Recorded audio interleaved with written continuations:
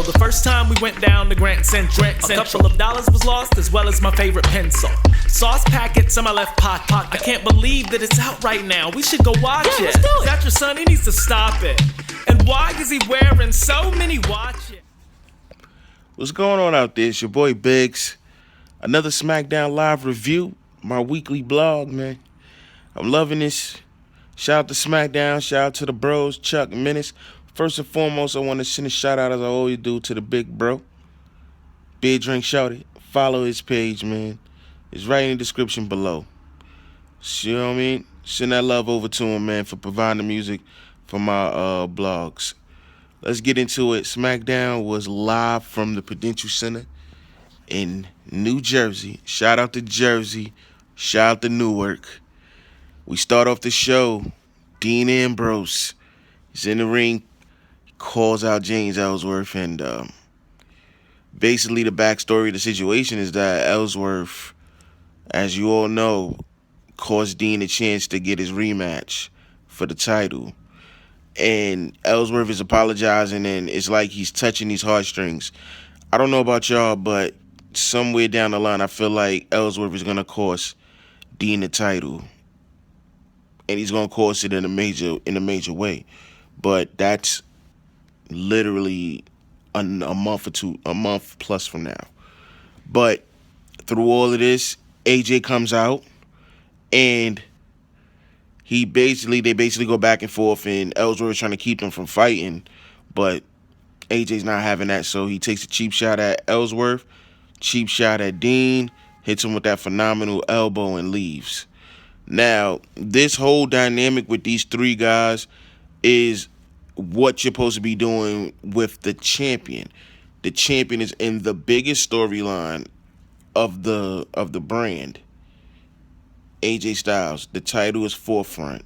Regardless, with Ellsworth being there, it's still all about the world title at the end of the day. And I love that about WWE. Well, the SmackDown brand. You know, we get back tomorrow, they do a video package on Randy Orton and Bray Wyatt and their dynamic.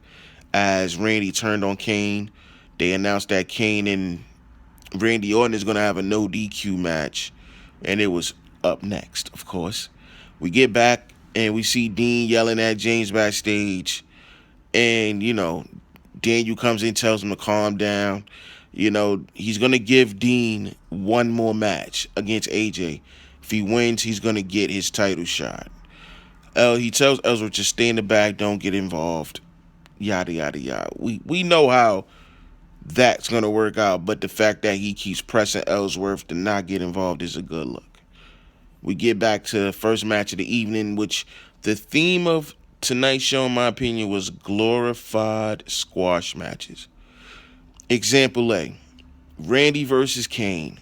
Quick match. It was a no DQ match. I thought it would go a little longer, but it didn't.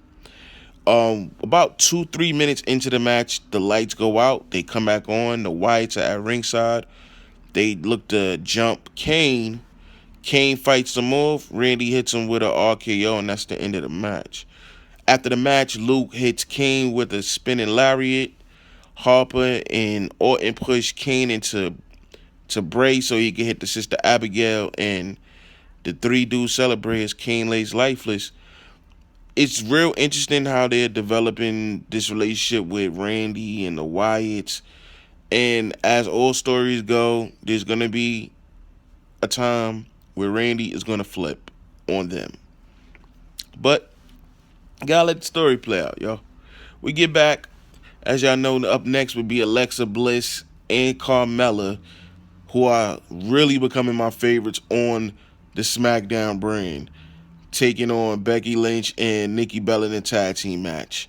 It's back and forth action in the opening minutes, but like I said, this is a glorified squash match situation. Becky and Nikki lose the match to Alexa and Carmella because Alexa hits Becky clean with a DDT and pinned her, which I was shocked that even went down like that. After the match, Alexa and Carmella, they talk their talk. They're both good on the mic, and the fact that they're challenging the women on Raw shows that they're ready to step it up. I love that. I feel like the SmackDown women have a chance to win their Survivor Series match against the Raw women. I just feel like the SmackDown women are put in a better place to succeed, put into a better position to maximize their talent, maximize their situation. So, we get to the backstage segment with Naomi and Shane and Daniel Bryan. They inform her that she's going to be on the women's team, which obviously you're going to put your best five. Natalia comes in when Naomi leaves after she receives her good news, and she's basically saying she still wants to be part of the team. She can lead them to victory. My only problem is, why is Nikki Bella the captain and she has no title? This is ridiculous. There's no way that she should be leading a team when the leader of the SmackDown Live Women's Division is Becky Lynch. She has the title. That's ridiculous. Daniel and Shane decide to make Natalia the coach of the women's team. I mean, listen, they're keeping their women involved, unlike the women on Raw. It's my opinion. Let's go back to the ring for more action. We had American Alpha versus the Spirit Squad. The winning team will move on to the Survivor Series to be on the 5-team tag team for SmackDown. And with the theme of glorified squash match, American Alpha win with the grand altitude. There's no really need to go into the match because that was a squash match. We get on to Miz TV, which was a good Miz TV this week. The guest was Daniel Bryan. They talk about Survivor Series. Of course, Daniel Bryan starts joking about the Miz, of course. It got a big pop. The Miz wants to know who's going to be on the men's team, and we get the announcements you see on the screen. We got Randy Orton, Baron Corbin, Bray Wyatt, Dean Ambrose, and AJ Styles. That's a great team right there. The Miz is upset because he's not on the team, but, the Miz does what he does, and the Miz talks a lot, but I'm glad Miz is not on that team. Miz basically wants them to lose now because he's not on the team, and Miz points out how Daniel Bryan ain't going to win either because he can't even fight no more. So, they're going back and forth, and Daniel Bryan real mad. He throws a chair. I was, that kind of threw me off. I was like, okay. So he talks about, you didn't even want to fight Dolph Ziggler. Dolph comes out, and Dolph basically sets up an open challenge. He's doing what John Cena was doing with the U.S. title. That's cool. So the first challenger was Kurt Hawkins. I was cool with that because I knew it wasn't going to be nothing. Come to find out, glorified squash. Super kick, 1, 2, 3. So after the match, Ziggler cuts a promo and says that he wants to challenge anybody on Raw at the Survivor Series for the title.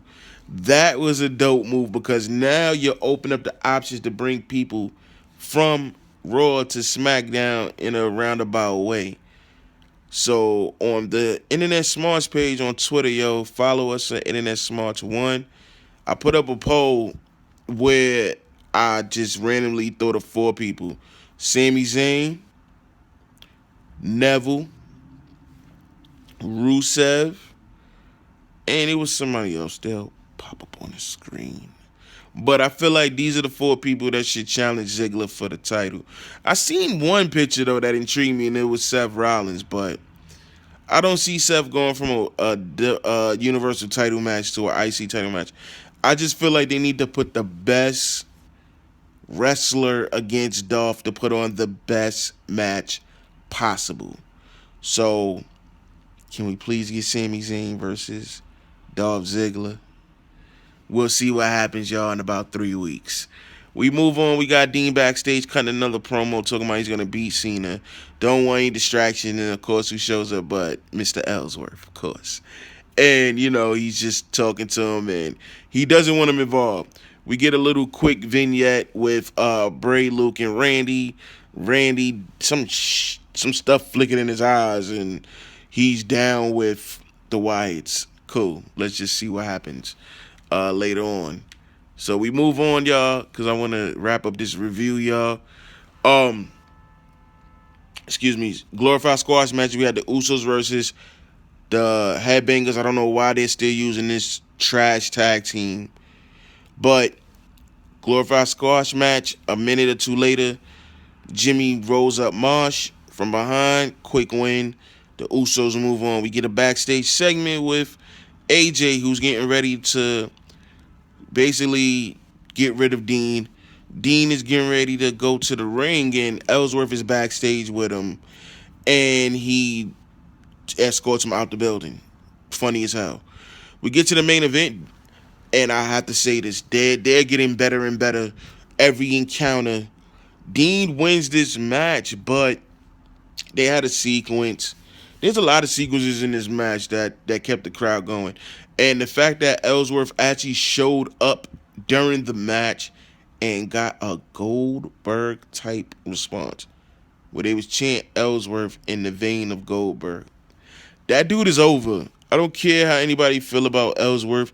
He's over with the SmackDown crowd. Like, this dude was nobody, and he's somebody because he's on a better show every week. It's just as simple as that. The funny part was that Ellsworth came out, he distracted Dean. Dean almost lost.